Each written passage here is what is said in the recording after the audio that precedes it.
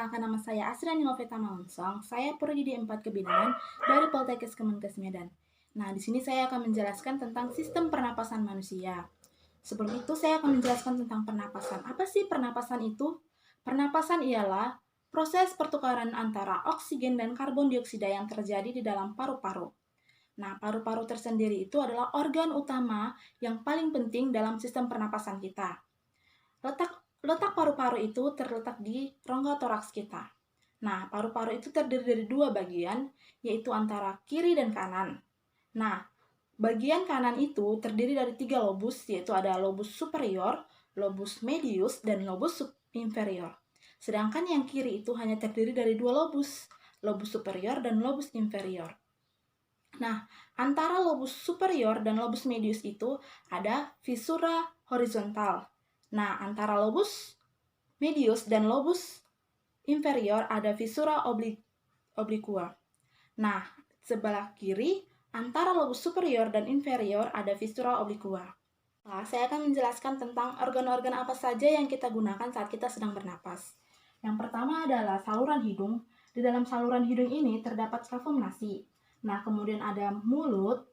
Setelah itu ada faring, epiglotis, laring, trakea. Kemudian ada yang paling penting adalah paru-paru. Kemudian ada bronkus, bronkeolus yang merupakan cabang dari bronkus.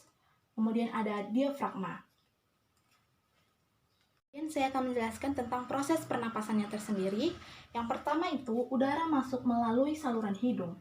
Nah, di saluran hidung ini ada silia yang berfungsi untuk menyaring udara sebelum difilter. Kemudian ada membran mukosa yang berfungsi untuk melembabkan udara. Kemudian ada kapiler darah yang berfungsi untuk menghangatkan udara. Kemudian setelah dari saluran hidung, udara akan masuk ke faring. Nah, di faring ini ada epiglotis yang membuka dan menutup. Ketika kita makan, epiglotis akan menutup. Kemudian setelah dari faring, udara akan menuju ke laring yang merupakan pangkal tenggorokan yang berfungsi untuk menghantarkan udara ke trakea. Kemudian, trakea ini merupakan tulang rawan yang bentuknya seperti cincin.